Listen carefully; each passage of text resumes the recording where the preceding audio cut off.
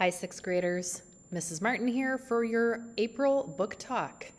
Excited to share a bunch of books with you this month and wrapping up, I think, we're probably on to maybe 40 or so books that I've shared with you already this year. I hope that your list has gotten really long and that maybe you're even going to revisit some of those titles that I shared with you earlier this year. Some of the books that maybe you wanted to check out at one point or another, haven't had an opportunity. Please do look back at those lists, because if there are books that you wanted to get before, this would be a great time to check some of them out. Before we get to today's titles, I do want to encourage you to think about the reading you might be doing in the months of April and May, and consider doing our spring reading challenge.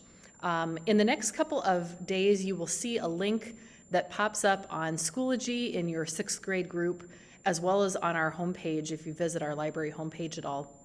And there's going to be a little bingo page there for you to download to Notability and fill out as you would like. You'll see here it's a little bingo sheet to fill out, just with a bunch of different reading options for you. Everything on here from reading outside for 15 minutes to reading about a place you would like to visit. Maybe you're going to read a book that became a movie. Lots of different things, trying to get you some variety in your reading, hopefully some reading that you're doing already, but even small little bits of reading there. Turn on and read the captions of a favorite movie or TV show is one of the options. For those that like to bake or cook, read a few recipes and make something is one of the reading options on the bingo sheet. Anyway, if you think you'd like to participate, please do in the next couple of days. Check that out on Schoology or our homepage. Download it to Notability. You will want to return the form to me by May 21st to be eligible for a prize drawing. Good luck. Have fun. Happy reading. A couple of important announcements to have in mind. Coming up in the month of May, our Scholastic Book Fair is going to be in person this time, which is so exciting. We're hoping to host it outdoors the week of May 10th through the 14th. There will be more details coming to you soon about that, so stay tuned for that information. Also, to be aware that all of our library books and materials are due back by Friday, May 28th. So just to know that that will be our final due date for everything. We want to get all of our books back. Throughout the year, if you've had some things that are long overdue, we will want those materials back so that we can get everything collected and organized and ready for next school year. So thanks in advance for helping us to do so. Of course, be sure to check out books, a whole bunch between now and then, but Friday, May 28th is that date. First book I'm sharing with you today is Raimi Nightingale by Kate DiCamillo. A fabulous author. For those who have read any of her stories, you know that you're going to get a great read with lots of emotion, usually some humor. And Kate is actually going to talk a little bit about the writing of this book. In this story, Raimi has sort of figured out, I guess, that she has to do everything herself. She realizes she can't really depend on some of the people in her life, in particular her dad.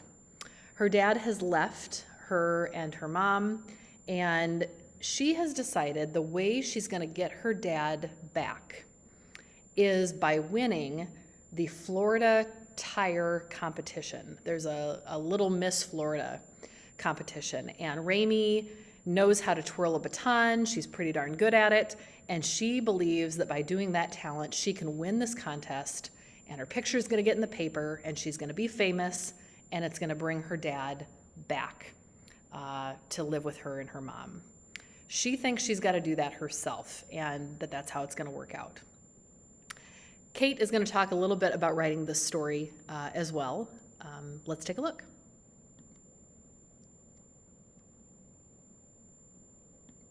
This is the checkers game where grandson and granddad will bond.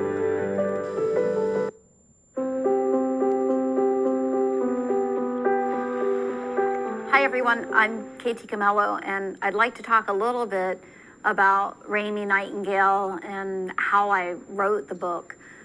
I started off thinking that it was going to be kind of a funny book about this inept child, i.e. me, who enters a beauty contest and things kind of go awry.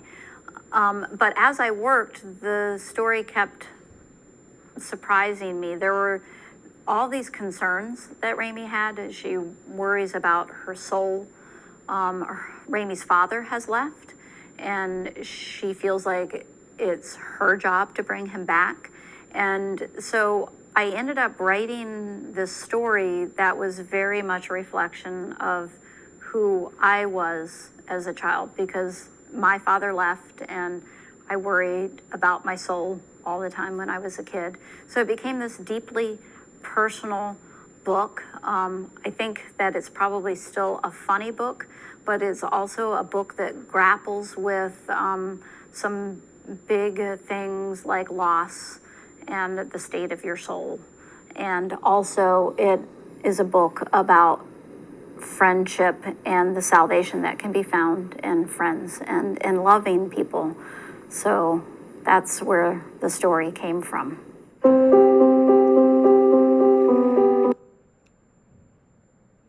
Raimi Nightingale by Kate DiCamillo. Check it out in Realistic Fiction. Escape from Mr. Lemoncello's Library by Chris Grabenstein is part of a series, and it's just right for anyone who has loved A Night at the Museum or Charlie and the Chocolate Factory, Willy Wonka. It's just kind of a mix of those ideas.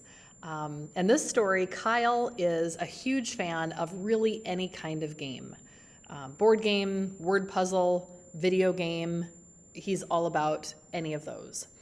And when he gets the opportunity to be one of 12 selected kids to go to the library, the public library in his town, this man, I should preface this with, this man has been this game creator, a game maker, and he is building the new library in Kyle's town, and he's invited these 12 kids to the library. And Kyle gets to go for this overnight. It's going to be fun. There's food, there's games. He gets to stay overnight in the library. Who doesn't want to do that? Oh my gosh, me. And Kyle's super excited to do it. It's a great night. But the next morning, the doors are locked and he and these kids can't get out. Well, it turns out this is just the beginning, and there are all kinds of clues and puzzles that the kids have to solve to find their way out of this library. This is what this was all designed to do. Very much, again, kind of Charlie and the Chocolate Factory sort of idea. Lots of funny things happening, quirky characters, just a ball to read. And if you enjoy games and puzzles yourself, you're going to enjoy solving it along with these characters and trying to find out why exactly this man has designed this library this way and why these kids are, having to solve these puzzles to try to get find their way out, trying to escape from Luigi Lemoncello's library. Tons of fun, great read, and certainly that mystery element as you're trying to solve these little puzzles along the way. Zach's Lie by Roland Smith is in our adventure section, and this story imagines what it might be like to have to completely change not only your location, but your entire life and your name. Jack, his life changes forever one night when some men come into their home wearing masks. They ransack it, they take things, they threaten Jack and his family, and Jack has no idea what's going on until he learns a little later that his dad, evidently, has been involved in some illegal things with drug trafficking around the world. Jack, his mom, and his sister now are placed into the witness protection program to keep them safe, and they are sent to live somewhere else. They move to a town in Nevada in basically the middle of nowhere, and Jack has to change his name to something else. He changes it to Zach. Takes on a whole new identity. He can't tell anybody where he used to live, anything about his family. He basically has to lie about absolutely everything and start over. Can't imagine what that would be like. especially as a teenager, when you move to a new school and people are asking, where were you from? What do you, what were your friends like where you used to live? And he has to say nothing about any of the things that are true in order to stay alive. Well, just as he starts to establish this new life for himself and his family, and they're beginning to feel safe, danger is just lurking around the corner. This is one of those books where the pages turn fast because the action never stops. You're going to want to keep on going on this book by Roland Smith. Zach Sly. The Running Dream by Wendelin von Dranen in our sports section. This book stars Jessica, who has been a runner for so many years, and it's her passion. And when she loses a leg in a car accident, this is absolutely devastating. She's told that she'll be able to walk again thanks to a prosthetic leg. But this isn't enough for Jessica, because who cares about walking when all you want to do is run? She's having to adjust to the physical changes in her life, how things are different. She has to learn, and I really enjoyed reading about this, has to learn how to adjust to life with a prosthetic leg and how different that is and how frustrating, and the struggles along with it, as well as some of the surprises along the way. But what Jessica did not anticipate is how both she feels under the spotlight and completely invisible. People don't know what to say to her, and so instead they just don't talk to her at all. They kind of just pretend like she isn't there because that's easier. They don't know how to approach her or how to have conversation with her about what happened, and so they just ignore her, and that's worse. She also starts to reflect on the fact that she had been doing that exact same thing. She'd been treating another girl at her school in that same way, a girl who had cerebral palsy. And she and this girl began to connect as she is now being tutored by this girl in her math class. The girl's name is Rosa, and Jessica and Rosa develop a friendship and a real understanding with one another about what it's like to feel unseen and to kind of deal with something that makes your life more challenging than you'd first anticipated. This story has that sports element, The Running Dream by Wendelin von Dranen. Read this book to find out how is it that Jessica is going to push through and find her way into her new life. The Eighth Day by Diane Salerni is a really interesting science fiction read. It imagines that there were an extra day of the week. What if you woke up one day, like Jax does, to a world without any people in it? Well, he first thinks, okay, great, it's the zombie apocalypse. I'm one of the last kids on Earth. Well, it turns out that's not the case. He does run into his guardian, Riley, who takes care of him, and so he kind of breathes a sigh of relief. Okay, it's not that everybody's gone, it's just that most people appear to be. Then he learns it's not that either. It's actually he's awakened on the 8th day, a day that's sandwiched between Wednesday and Thursday, and it's a day that usually most people don't experience at all. They don't even know it exists. Well, Jax and Riley are what they come to learn. They're called transitioners. They are able to live in all 8 days of the week, while others, including someone that they meet who lives next door, her name's Evangeline, she only exists on the 8th day. They didn't know she was even there. They didn't know she lived in the house next door because they'd never met her before, because on Monday through Sunday, she doesn't exist at all. She doesn't show up in their regular 7-day-a-week life. On the 8th day, she is there. And now that Riley and Jax are experiencing the 8th day, they meet Evangeline and find out why she exists. You're going to want to find out too. Why is it that some people exist on only the 8th day? There's kind of a sinister reason for it. And now that Jax and Riley learn of it, they're going to want to stop them.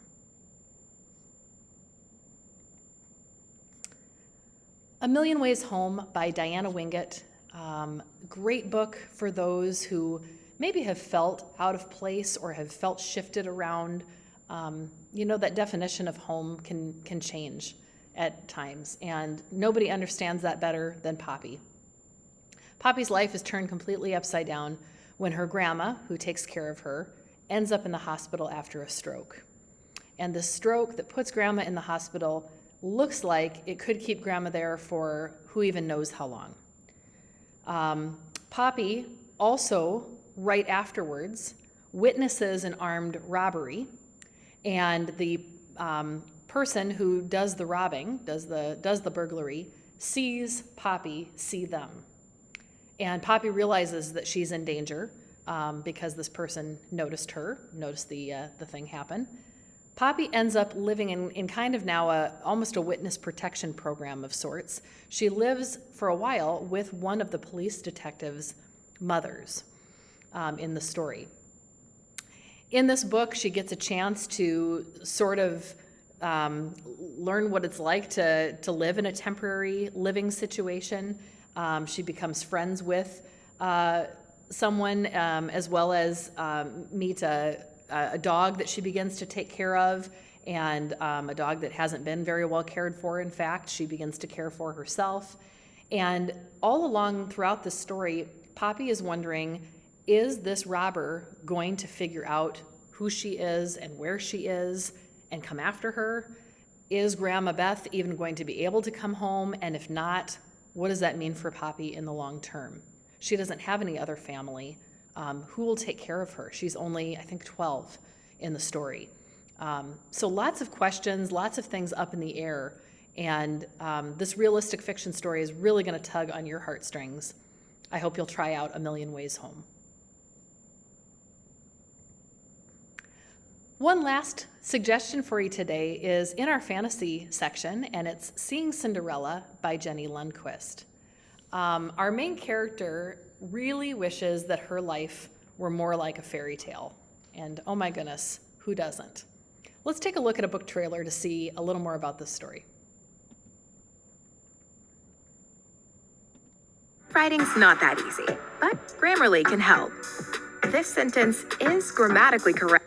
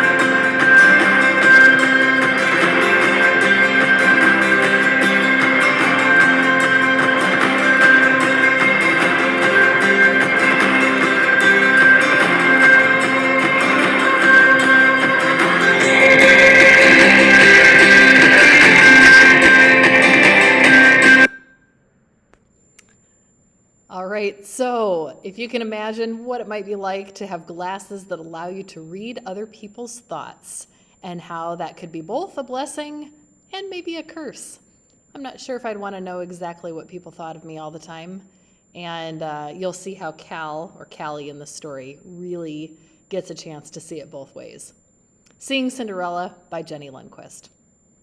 I hope that one of the books I shared today strikes a chord with you, maybe is something you'd want to pick up or request. But again, this is just a small collection, of course, of what we have. Be sure you go to Destiny Discover, do some shopping on there, and take a look at some of the new books that we have posted. Be sure to look back at other lists that you have as well, or come down and ask for a recommendation. Thanks so much for your attention, and happy reading.